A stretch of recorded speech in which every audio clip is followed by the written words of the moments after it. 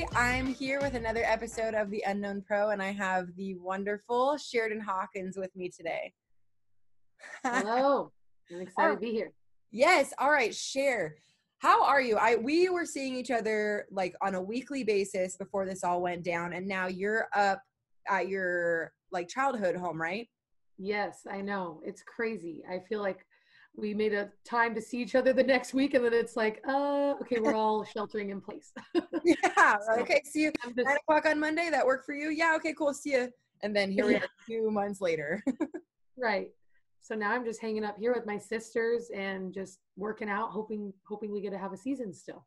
I know, seriously. And you're getting to hang out with your you have nephews, right? That you get to see Yeah. every once in a while, but now you get to see them a ton, right?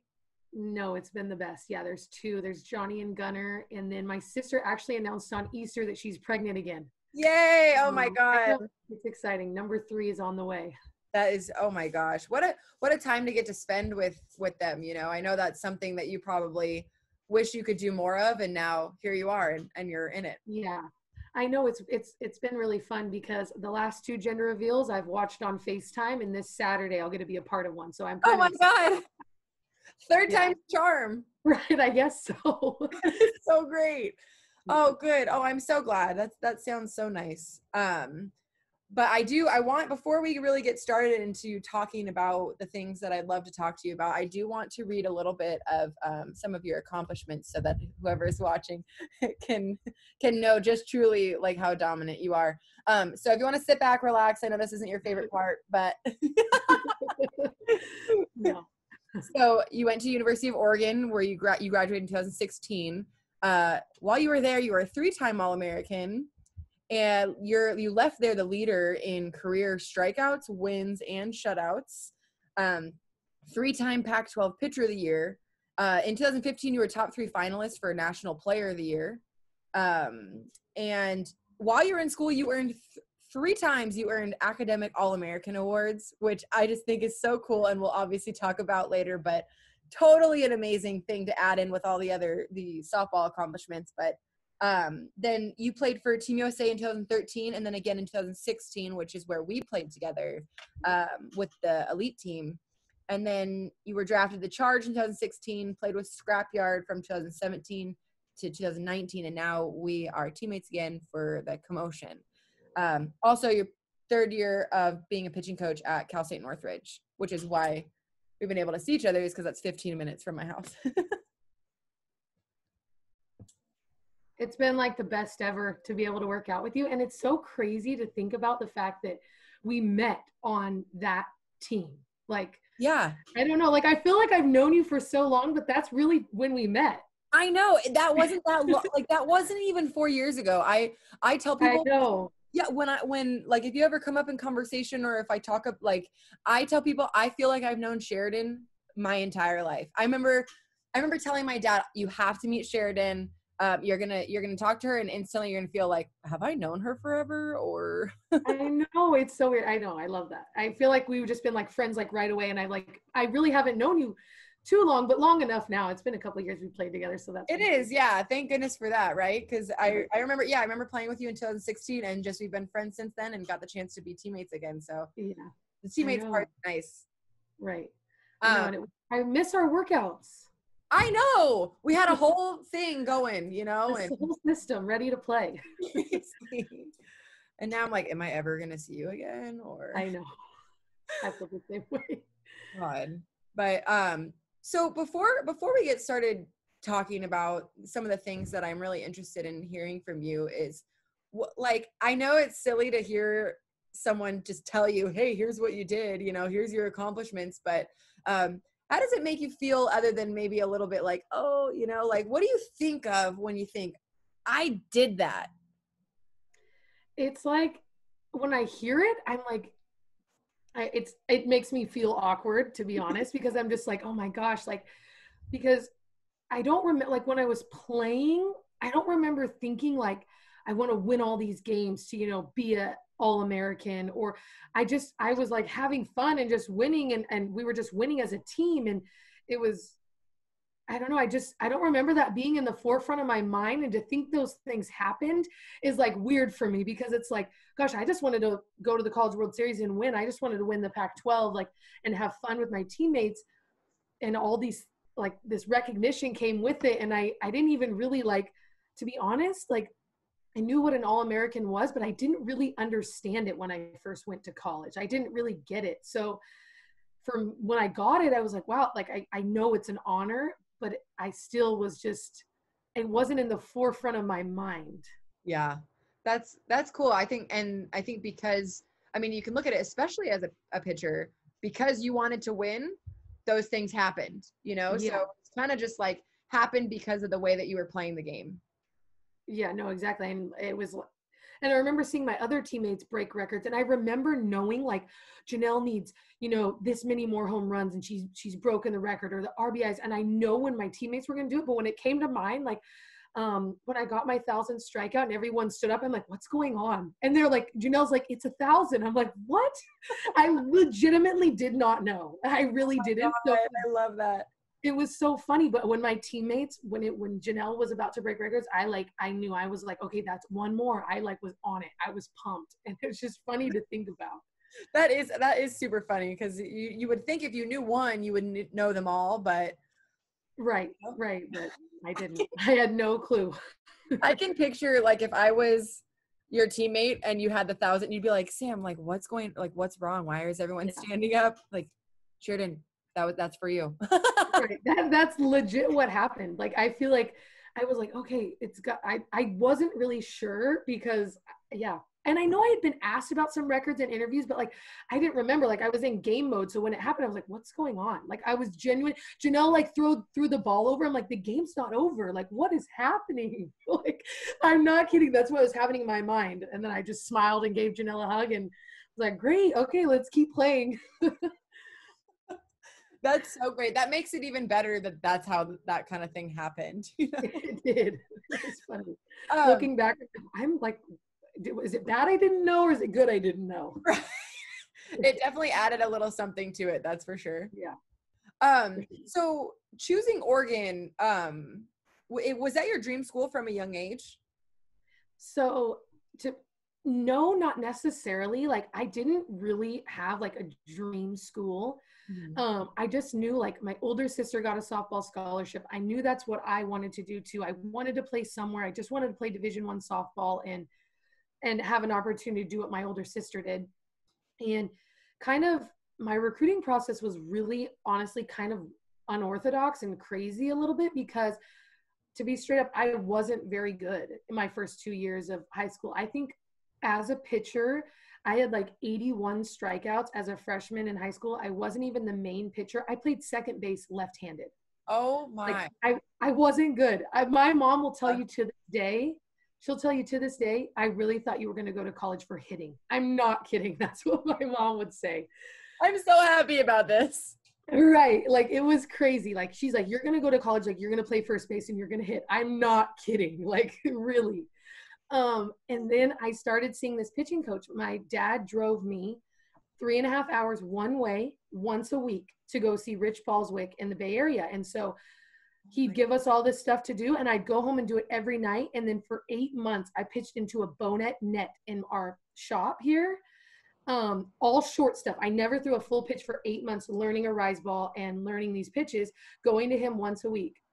And then finally, I remember the day he was like, okay, it's time. Like, where do you want to go? Like, give me your 10 schools. I'm going to call for you. Because then, in a little bit, to backtrack a little bit, before that, he said, okay, if you want to be great, you need to throw 1,000 pitches a week. And I kid you not, how OCD I am, to the number, I threw 1,000 a week. I threw 200 a day to my cousin Chelsea 5 days a week, and I got 1,000 in every single week. Amazing. And I was just committed. And I remember that. And it was, my first look was by San Diego State. I was throwing a bullpen with Rich, and we had Rich had set it up, and they watched me pitch. And I went on a visit, and this is the craziest part. This is really weird. I'm so excited. We flew out of Redding, Redding, California, where I'm from, where I live. It's a one terminal airport. You walk onto the runway, you carry your bags. It's United. It's one. It's like, it's very. You'd be shocked. It's crazy. we got on an Alaska Airlines plane that was the Oregon Duck Alaska airline plane to go to a San Diego State visit. I'm kidding you not. The O on the side and everything. What? It was crazy. Like, how weird is that? That is so. I'm going to Oregon the next weekend. They had came and watched a high school game where I threw 17 strikeouts and hit a home run. Like, it's funny. Like, it's crazy. Like, my whole town knew they were coming. It was nuts because I went to a school with 600 people, like, in the whole school. Yeah. So they sat behind and watched, but I flew on the Oregon Duck plane to that visit. It was just bizarre. Like, yeah, that is a good word for it.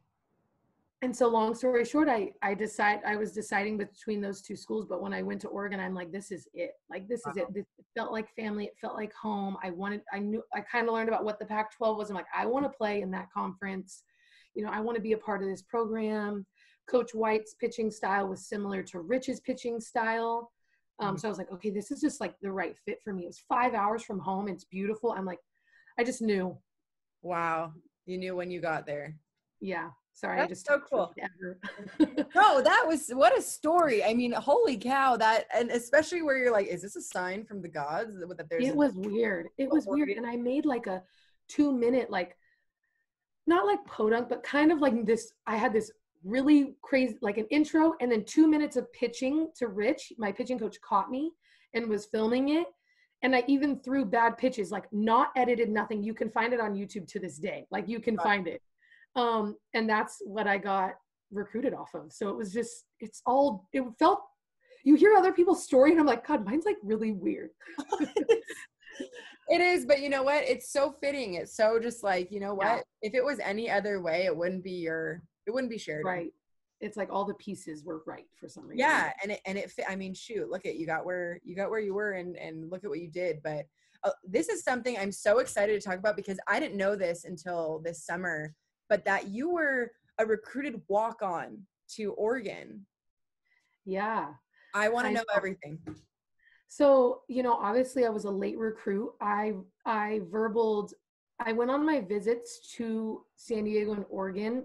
I can't remember exactly, but it was like maybe March or April of my junior year of high school. Okay. And then I committed to Oregon in May. So I was really late because obviously signing, you know, is in November. It's 5 months away. So they were done recruiting. I actually received 2 emails from Oregon saying, sorry, we're not recruiting in this class anymore. Like, best of luck kind of emails from Coach White, you know? And so they obviously just didn't have, you know, the scholarship funds for that year. But, you know, I talked to my parents and I ended up getting like, you know, a small book scholarship to sign an NLI, which they made happen for me, which was really cool, you know, to have that moment. And, so it was just, I went there and agreed to play as a recruited walk-on, and, you know, obviously it was the best decision I ever made. So it was all so fast and, you know, essentially last minute. Recruiting was just starting to get younger. I felt like as I was getting older, it was like you're hearing sophomores and freshmen verbal, and I was like a junior. So this is how it kind of worked out. That's cool. Was there any point that you thought, shoot, maybe because I'm not going to get any money, I have to look and go somewhere else? Or was that, like you said, you talked to your parents so that you guys all came to that decision together that this is something we can handle financially? Or yeah, I think that my biggest concern was on the ride home, I knew I wanted to go to Oregon. And I remember driving home and crying in the car and be like, I'm just not going to be able to get in there, because I had like average grades as a high schooler. Like, I was not, I had over a 3.0, but I thought, you know, to get into college, you needed some serious grades. And I'm like, they're not going to take me. I'm not going to be able to get in, and I really want to go there. So that was my biggest concern. But, you know, I ended up, you know, getting the next 3 years paid for at Oregon. So my parents, you know, we had just kind of come to a decision. I'm so fortunate that they were able to cover that year for me, and kind of make it happen, since the rest was paid for. You know, it was a concern. It was something we had to think about and like make it happen. But, you know, my parents were willing, and I was willing to take out loans to be able to go there and kind of do what it took. Yeah, that's great, because you knew this was the place.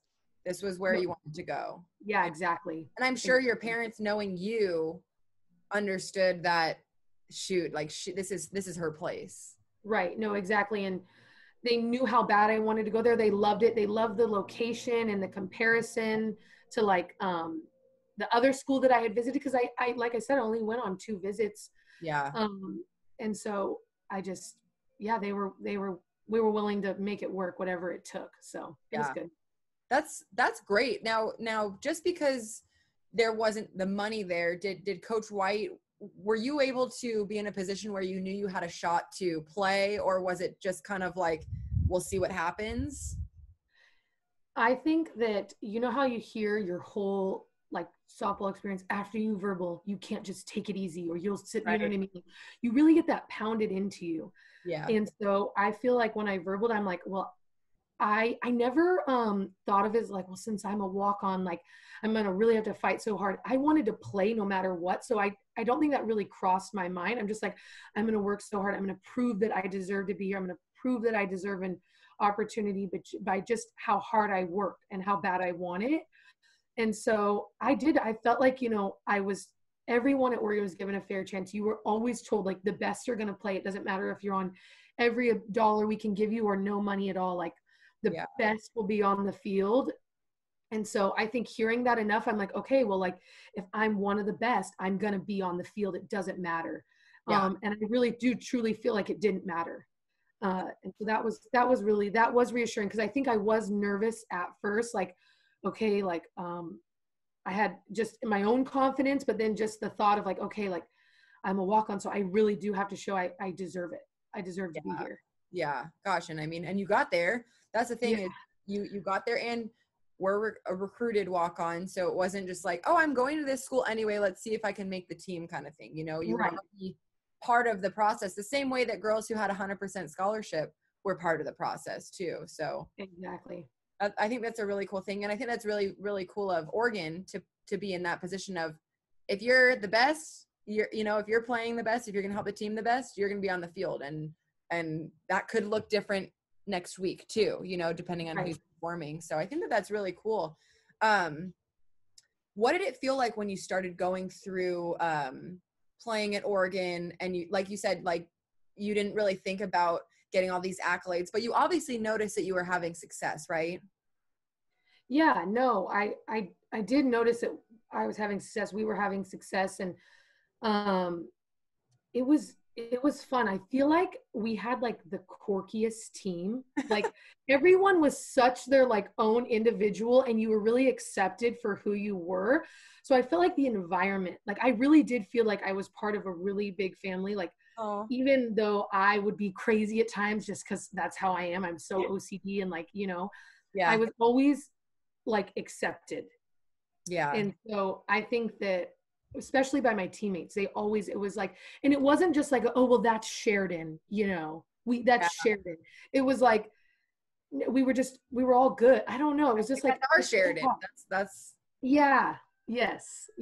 Some people will be like, well, that's just how she is. It was more just like, no, like that's just Sheridan. Like that's truly her, instead of trying to kind of make an excuse for it. So, I mean, it was kind of crazy, because when I committed to Oregon, they had just beat Texas to go to the World Series. Like I watched them, and that was a crazy series. I'm like, I can't wait to be a part of this team. Like, we want to win the Pac-12. We're going back. Like, there was all these high aspirations, and I was really excited to be a part of that as a freshman, because they had something to want to prove and defend, and then I'm like, I want to be a part of this defending, and I don't know, it was great. Like, it was just cool, like to win 4 Pac-12 championships in 4 years with the same people. Like, you think kind of like, are we gonna do it again next year? Like, that's what it feels like. But then you're like, yeah, we are. Like, we're gonna, like, I don't know. It feels like a dream thinking about it sometimes. I think that, I mean, don't you wish that for everybody, for their college experience? Hearing you talk about it, and you're so happy, and you're so just like, it was perfect, and you just, what a great thing to think about, instead of like, oh yeah, no, my, this sucked, or I wish this had been different, or maybe I wish I would have transferred or something. You hate to hear that.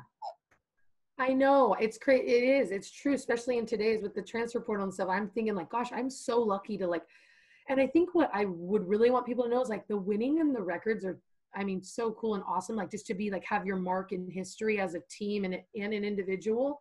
Mhm. But I think my like favorite thing is the teammates. You know, not everyone gets that. You hear about people like, you know, we always fought. It's like, we didn't really feel like that. I mean, it's funny, just a week ago, we had a full Zoom with a ton of alumni on here. So Oh, it was so cool. Like, you know, just catching up. You know, we've all gone our separate ways, but we're all still friends. And I think a good team really does make your experience.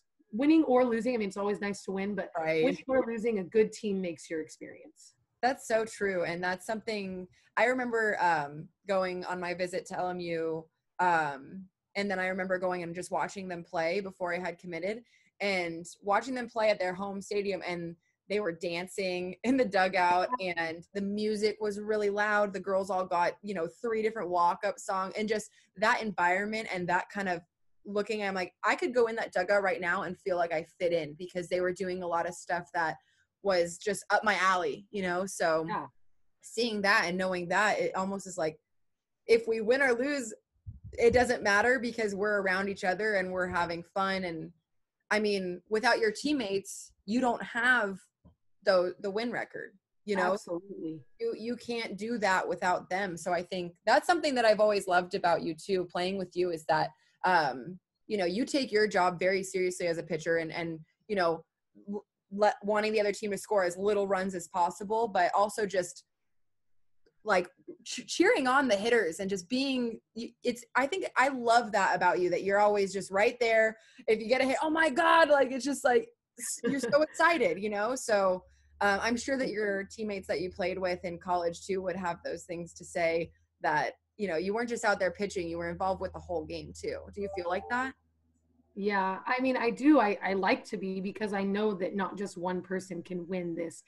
I mean, I could pitch great and I give up 1 run and we lose 1-0. Like, you know, it's on me, but no one's going to turn and go like, why'd you give up the 1 run? Right. So it's like, I'm not going to turn and go, well, why didn't you score? You know what I mean? It's like, Yeah. so I think I just really realized like you need everybody. You even need those role players on the bench. Every person on the field and in the dugout is like such a part. And even when I wasn't starting, I wanted every other pitcher that was out there to do just as good. I Yeah. didn't want anyone, I didn't want to have to, you know, come in for relief or do whatever. I wanted everyone to be able to do just as good. And I was going to be their number 1 person, because I would want that for me. Yeah. And I want to be that kind of teammate. That's so great. And it makes it fun to play with you too. I mean, you're just fun to be around in general, because you know, even when you are going crazy, that's like, yeah, that's our girl. Let's go with her, you know? No, I know. I love playing with you too. You make me laugh so hard. Yeah, we don't, I swear. we we'd be like, if we were in class together or something, we'd be the kids that'd be separated. Like, okay, you guys, you're not getting anything yeah. good. You need to go into other rooms of the classroom. No, and we have the best vent sessions. I know, and that's what I want to talk about too, is because you and I think you're such a happy-go-lucky person. You know, you're literally, your smile is like half your face. You know, you just, I know. it is, and that's a compliment. Like, you have a great smile. It's hard not to be happy around you. You know, yeah, of course, and we've also had a lot of conversations about struggling with things. And I would love to kind of talk about that, because I think you and I have been in similar situations that we struggle with confidence, with insecurity. And, you know, listening to you talk about, you know, who you are as a player, what you've done as a player, what kind of teammate you are, it's all comes across as very confident, very, yeah, this is, I worked hard. I worked my ass off. I did this and stuff. But there's times that you feel sometimes like, am I good enough? Yeah, no, totally.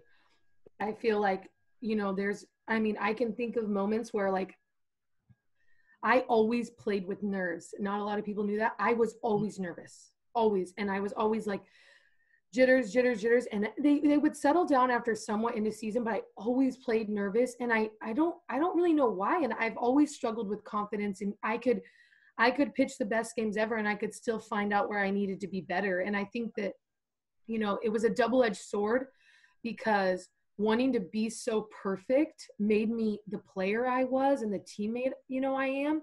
Mm-hmm. But also wanting to be so perfect really crippled me at times, because if I didn't do good, I sometimes had a hard time recovering. Wow. Or the next day I would have to, really try to work for I don't know, like the confidence, like, okay, can I do it? Maybe I just got hit really bad last night. What if that happens again? It's like, I didn't always work through that as good as I should have. Yeah. Do you think that comes from like anything outside? Like, has somebody told you these things before or been hard on you in a way? Or do you think it comes from inside? Like, does it come from you more? I think that, some of it comes from me. And I think that, I always wanted, this is nothing on my sister, but I always wanted to be as good as my sister and do what she did. So I think that it's that own pressure. You're like, God, will I live up to will I get the scholarship? And it's like the nervousness of like, okay, what if the coaches were there and I didn't perform that one game? And Yeah. I think a lot of it comes from not wanting to let people down. Yeah. And so it's like, I know I can do it, because it's weird. Like, I'd have really good confidence. Like, I'll tell my teammates, I'll never forget. I told Danica Mercado one time, I love when they put pinch hitters in, because I know I'm going to strike them out because they haven't seen me all game. But it's like, why could I have that confidence? But Right. maybe I don't know, like maybe we just won the night before and I didn't give up any runs and I'm like still like a little jittery. It's like, Yeah. I don't know. I felt really good confidence in certain situations, and in some, I think it was a lot to do with the pressure to perform, and I like thrived in it, but it made me nervous. Yeah. So such a balance of like, you're right on the line. Yeah. Mm-hmm. I'm right on the line. And then I could play like that. I could play. And I wanted to be put in the big moments. Like if the bases were loaded and we had 2 outs and you put me in to get that 1 out, like I want that. Yeah. I'm nervous, but I want it. Like, you know what I mean? So yeah. It's just like the kind of player I was. But I know that my senior year, my confidence really was tested. Like I truly didn't have confidence. Like I could not make it out of the first inning of games.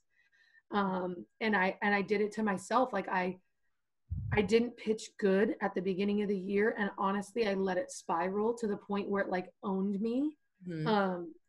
Like I truly was like, I feel like before I channeled the nervousness to success. And I feel like my senior year, I couldn't channel it like that. And it got me, and I couldn't get out of innings. Like I'd play games I'd play games and I would have to be pulled because I couldn't like funnel it how I used to. Yeah. That That makes complete sense. And having a real grip on knowing that about you, knowing, okay, I can play this nervous. If I can use it, like you said, funnel it into success. But then if I let it get kind of out of its circle, it's going to take over me. Yeah. And that's what happened my senior year. I had moments of that in my other years, like moments of where like, okay, I'd have maybe a bad game or 2 in a row and I could recover because practice always made me feel really confident. Like, I'm like, I've thrown my pitches, I've thrown my bullpens. I was a PO only. I would be in there forever if I could. Like, they'd have to kick me out, and I'd be talking to a lot. I was going to trouble for that. But no, it was like, I don't know. I had a hard time bouncing back, and I did. I bounced back. I finished well. We won the Pac-12, and stuff, and it was great. But I had a couple months where it wasn't working out for me. Like I was something I had to go through, and I saw sports psych all 3 years, and I think that that really did help me. Mm-hmm. And I think my senior year, I had the tools to get out of funks and stuff, but I just had a hard time using them because I got too mental. That makes sense. Do you feel like that creeps in every now and then now? I mean, in the pro world, obviously you've proven yourself. You've been playing out of college for 4 years, 5 years. So does that happen still to this day? Yeah, I think so. I do. I think that I do. I find myself like I will pitch games and I will go into games and I'll be like I let myself get the best of me. I let my confidence get the best of me. And it's a lot of thinking. Like I get in the mindset where I'm like, okay, I don't think my stuff's better than them. And so it's like, but why do I think my stuff's not better than them? Yeah.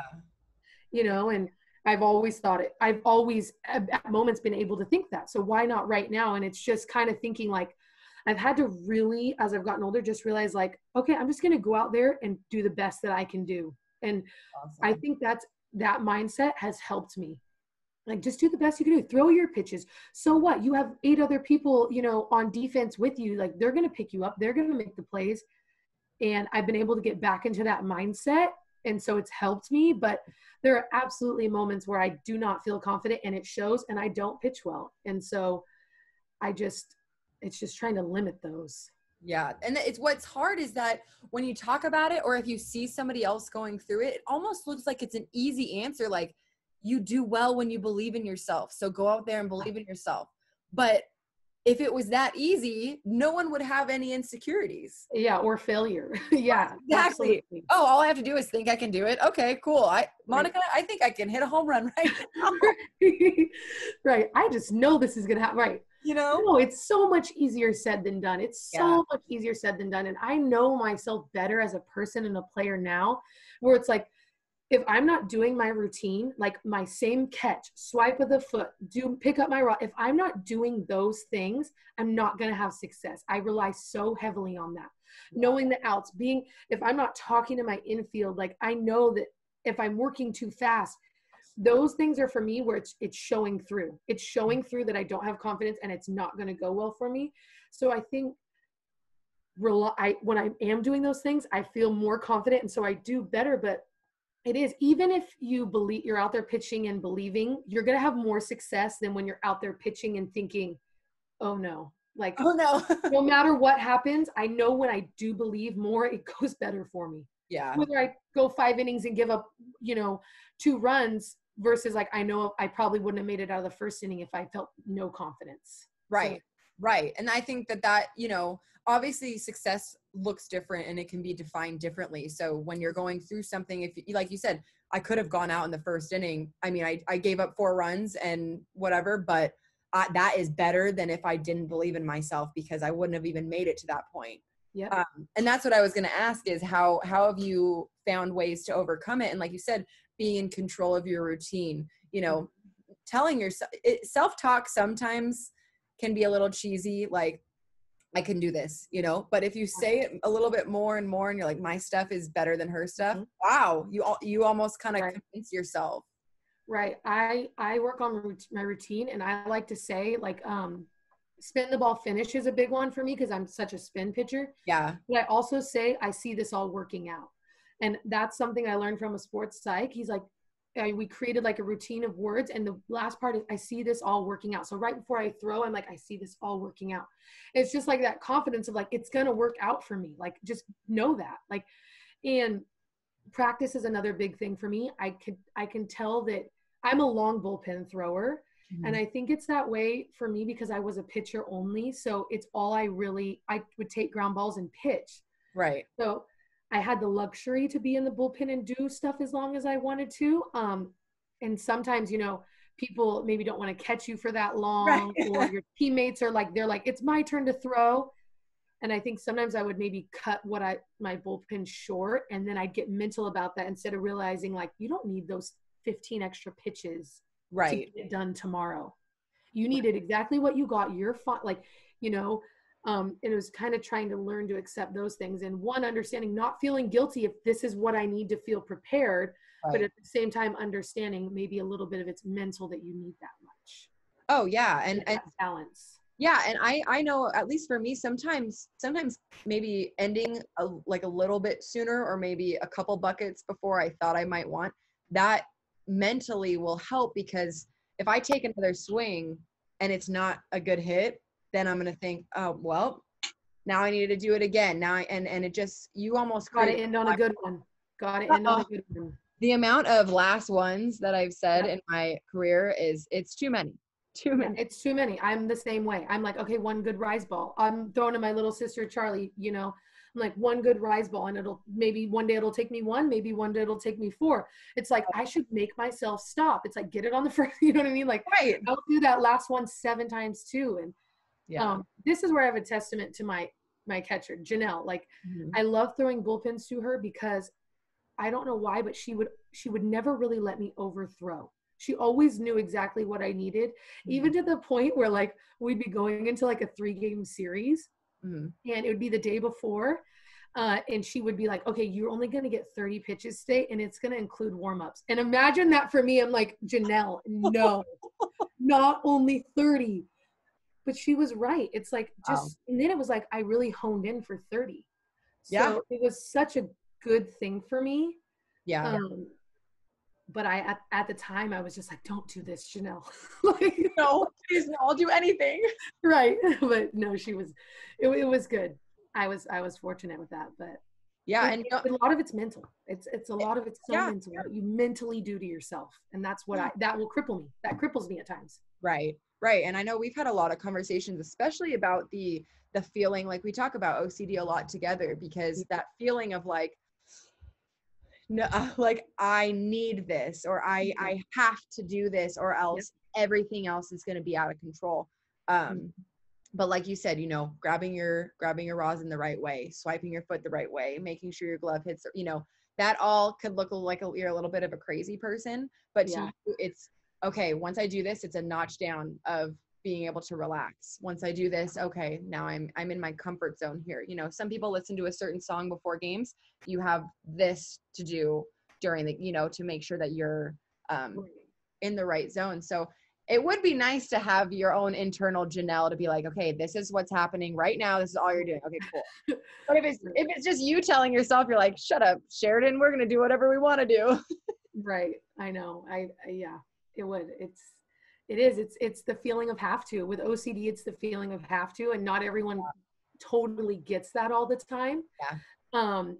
But that's also good for me because sometimes I don't have to. And so it's like trying to force yourself the opposite way, instead of just like not giving into your OCD, but just like doing it because it'll make you feel better, and you'll feel more confident, comfortable in games and whatever. But it's challenging yourself to not do those things so that you're not so like owned by it. And so I've had to get better with that with age, because I'll tell you what, I was very set of like, this is how it has to go.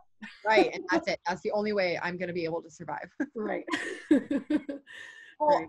I think you're a really good example of, just because you deal with stuff like that, just because you have maybe like a little bit of a negative Nancy in your head kind of creating these situations, it doesn't mean that you can't be successful. I think a lot of times we let things get in the way or stop us.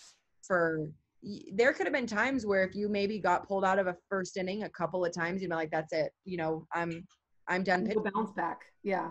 Right. That's that. But I think it takes a lot to say, you know what, I'm going to figure out how to get myself out of this. And your senior year was 2016, and you're playing still today. Yeah. So just because it hasn't gone away doesn't mean anything less than somebody who was maybe more confident. Yeah. And I think that I honestly feel like the reason that I have had success and been able to continue to play and do good things is because I've known how to channel it, and I still have the desire to win and be great. So it's like, what some days one wins out more than the other, but that doesn't mean I still don't want to be the best pitcher, and win the NPF championship that one year and do those things, just because I feel like this sometimes it owns me more than others, doesn't mean I don't want to be the best. Like, in college, I still want to be the best because I knew if I was working to be the best, we were going to win. And so usually that won out for me. But, like I said, there's always those moments, and it's knowing how to channel it. I just feel like I'd feel nervous and I'd feel pressure, but I liked it, and I was going to win that moment, the strikeout. And so I honestly think that that's why, because I could have gone a totally different way. I could not even be here and be doing this because I couldn't handle the nerves of it, or the mental nerves of it, or whatever you want to call it. Right. And I think that's an important point that you just made, basically, is that you can have both. You can be confident, and you can know that I'm working my ass off to try to, accomplish this or do that and be there for my team. But also, I deal with self-doubt. They're not, it's not one or the other. It's not, I'm the most confident player or I'm the least confident player. It's, hey, you know what? I know what it takes to get the job done, and I have an angel and a devil on my shoulders. You know, Right. it is what it is. And I remember when I forget what season it was, but I was with Akron and I was kind of struggling a little bit. And I remember a teammate saying, well, when I go up to bat, like, I don't care, you know, so why don't you try going up and not caring? And I was like, well, nothing else is working, so I'm going to go up to bat and I'm not going to give one care, you know? Yeah. So I'm up there and I'm like, how do you not care when I you're know. I can't do that. So I went up, obviously had a terrible at bat, and thought, well, I know I need to care, you know? Right. Your teammates will be like, oh, just screw it, or just don't care. It's no big, you know, you can't do any worse than you did last time. And I'm like, I just can't operate like that. I can't.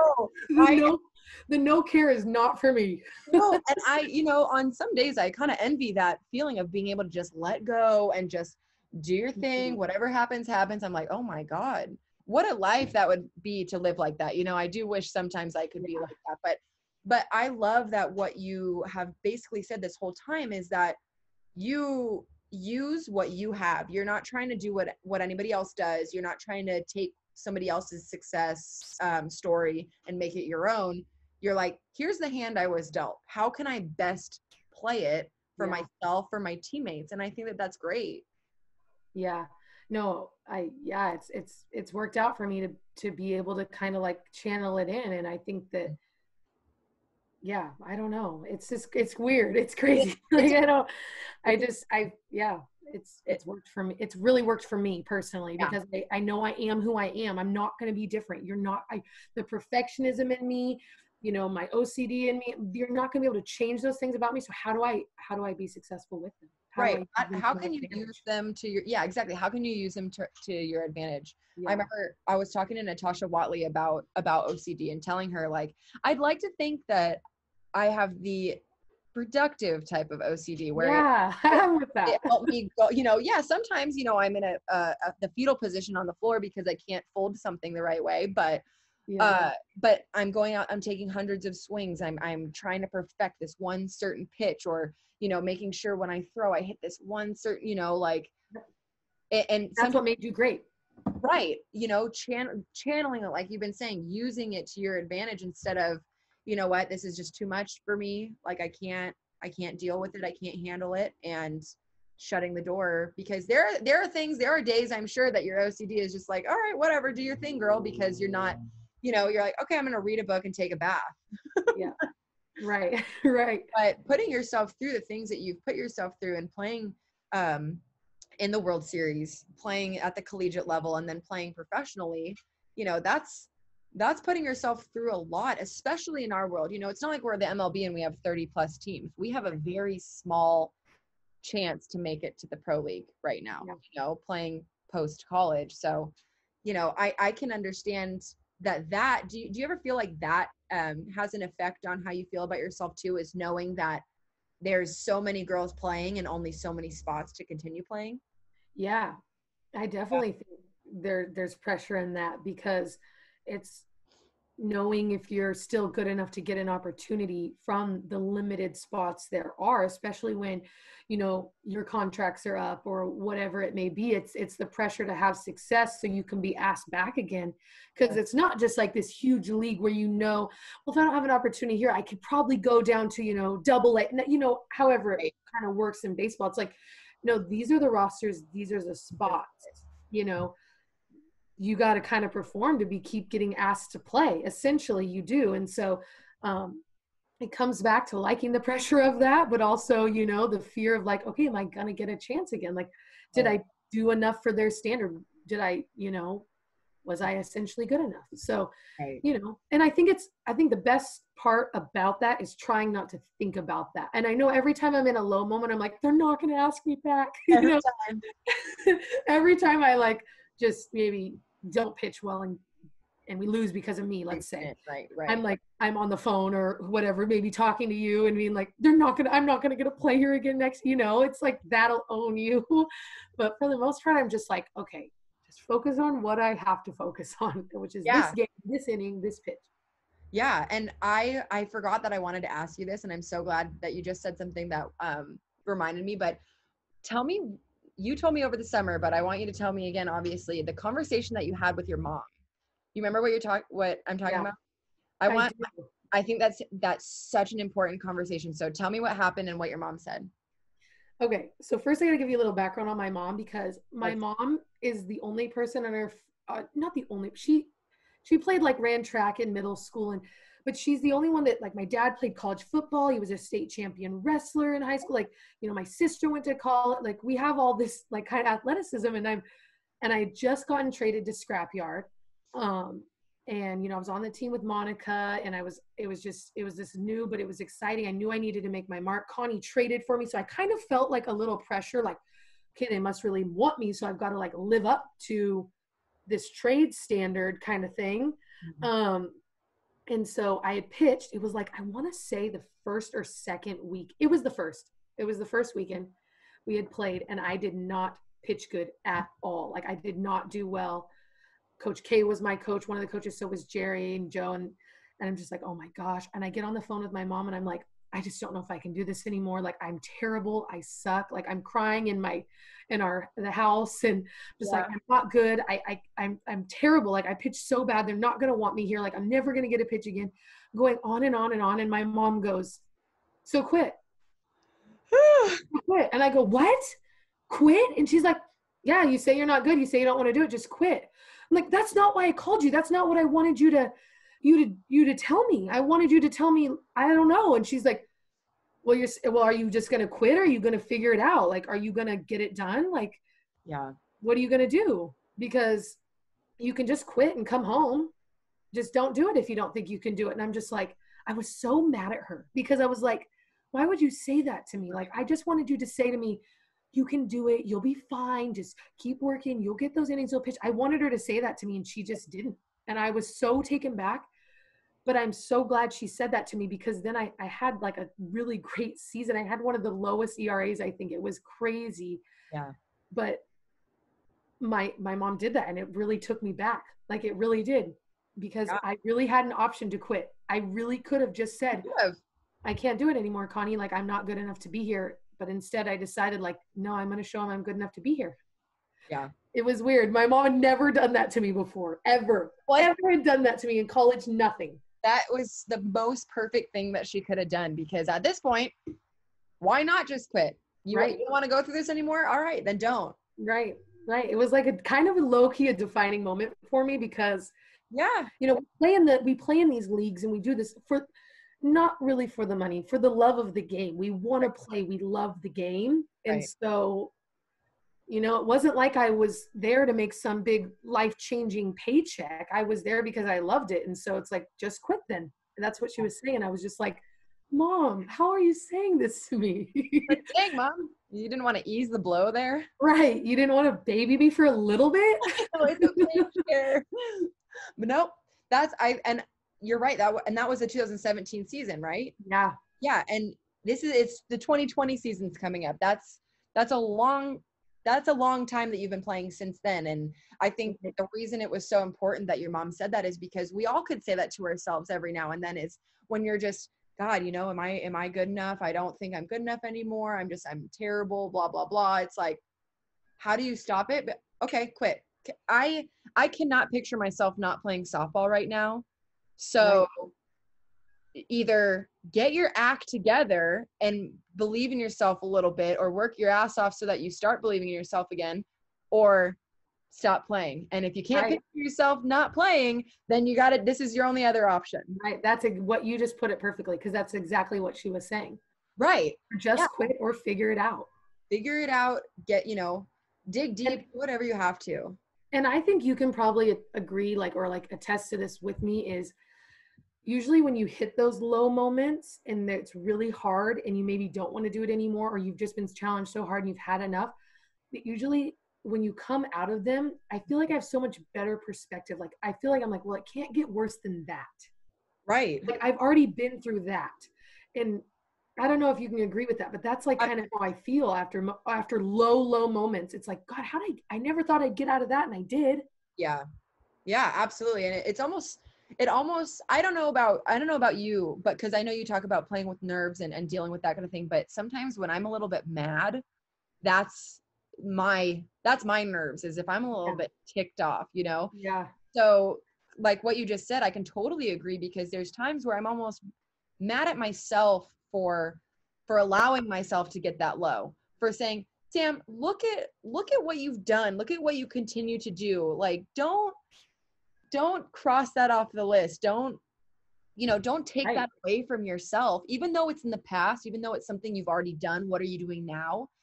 Don't take a, you're the same you're that person. You're that person that did those things, and you're that person who's capable of doing more. Yeah. So getting a little bit mad at myself, like, you idiots. Yeah. No, that's such a good point. It's true, because it's like, why? Like, you could sit here and it's like you could roll through your accomplishments and think, why do I doubt myself when I've done these things? Right. But it still happens. But I'm always thankful for the struggle, because I really do feel like it has, as I've gotten older, I do feel like I don't struggle. I still obviously, it's given me more confidence, because I'm like, well, it can't get worse than that. I love that. I think it can get worse. I'm like, it's not going to be worse than that, or whatever. Like my senior year of college was a big one for me. I always think like, I'll never be that low again. I won't let myself get that low again. And like on low confidence wise. And so I think I do appreciate the lows. I don't like them in the moment, but Right. after I do. Right, of course. And knowing that you can rise from it, I think makes you appreciate it even more. Is, you know what, like, I'm feeling pretty low right now. I know, but I know I've gotten out of something like this before. I know I've gotten better because of this. So you can really count on that too. Yeah. But I think it's interesting, because you are so just happy. Like I said before, you're happy go lucky. You're so enjoyable to be around, that I think it might surprise people that you do deal with some of those lows and some of those, times of feeling lack of confidence. But what's great about you and playing with you is that when you're in the game and you're, if you're in the dugout of it, nobody will ever know. And I think that that's great, because, of course you're my friend and you're somebody who I want to be happy. But we know in the game, you know what, we'll talk about it after. We'll deal with it when it's more appropriate, because right now we got a game to win, and I could be feeling the worst I've ever felt in my life, but but like exactly. And you put it out there where, you know what, you're the happiest and you're the most positive person. And I think that a lot of people can learn something from that, because you're so enjoyable to be around. Thank you. Yeah. I think that a lot of that comes is I wouldn't want my bad energy, if I did bad, to affect you or anyone else. And Right. so I would feel really guilty if like you were not mental, but I would feel really guilty if you were thinking about like, well, what's wrong with Sheridan? And that was occupying your mind, when you should just be worried about, the team and and you should get to worry about your situation instead of worrying about me and what's going on with me. And so I think that I really do. I try to believe in that, because, I don't want to be worrying about that with someone else. I just want to be the best teammate and the best person I can be, even if I am like inside, just would love to start crying or yelling or doing whatever, because I'm ticked off and sad and whatever. That's so great. I'm so glad that we've been able to just kind of talk about something that is not necessarily easy to talk about. It's not necessarily easy to admit when you're feeling like crap, or when you have to think, oh wow, yeah, I wasn't feeling super good about that, So I'm really appreciative that you talked about that with me. And even not just now, that even during our seasons, if we're there's been times, how many times in our house did we sit and just talk for hours at the table of like, oh my God, what else is wrong with me? Right. We did. I loved it. Always. Or I'll walk down the hallway to your room and be like, hey, can I complain about something really quick? Yeah, I'm like, absolutely. I'm here for you. You always need someone to vent to. We always go through I really do try to enjoy the day and try to be happy. We all have our moments. It's of course, especially as athletes. Yeah. We have our moments. Good God. Truly. And I think one more thing to that is just knowing that we can vent to each other, or knowing like having somebody to vent to is so important, but also knowing when to lock it up. But when, you know what, if you've been complaining about the same thing for 3 days, maybe it's not so much about the complaint. Maybe you need to change something, If we sit down and talk, okay, you know what, we talked for an hour, we got it all on the table, let's leave it there and move on, you know? So Yeah. I think that it's yes. something that we learned with each other too, especially. You get your moment, but we don't get to live in it for days. No, because you're good about that. You're really good about that. You can really kind of say it, and then you're like, I'm good. Like, it's like what you needed. You just needed it out there, off your chest, and you move on. And I like that. I really, it's. Thank you. Yeah, and I've learned a lot of that from our conversations and from having so many times of dealing with, oh crap, you know, it's twice in a game again. That's not great. But yeah, it's all about, like you said, getting older, and the more you go through it and experience it, you learn more about how to deal with it. But I'm so glad that you talked about it with me, and I could talk to you all day, you know, like I feel the same way. I miss the crap out of you, you know. I miss you too. So, conversations. I know, and hopefully we get to be together this summer, and hopefully you're back to being 15 minutes away from my house, because that was really nice. I know it was. And our sushi, we got to go to sushi again. I know. God, I'll just eat anything, to be on any restaurant that decides to open up again. Anywhere to sit down and just look at a menu. Oh my God, I should totally create menus for the Fisher House. Be like, okay, so here's your options. Oh my gosh, that'd be so funny. Oh my God, okay, that's it. That we gotta put a pin in. But then just put one item in it, like what you're serving. Day-old cereal. Here's your choice. Oh my God, I love it. Well, thank you so much, and I'm so excited for people to hear about what you have to say, and I love you so much, and I'm so glad that you've been able to, you know, share this with me and talk about it. Me too. I love you too. You're an amazing lady. I'm excited. I'm glad to be. I was so happy when you asked me, so thank you. Oh, good. Oh yeah. Well, this was really fun, and also I've been very honest about the endings. I don't know how to end it very well. Like, I don't have a sign off. I don't know what to say. I don't know what to do. So I'm going to awkwardly like say bye, and then that's going to be it. So is that cool with you? That's cool with me. Okay, Cheridan. Well, I'll talk to you later. Okay, sounds good. Bye. Bye.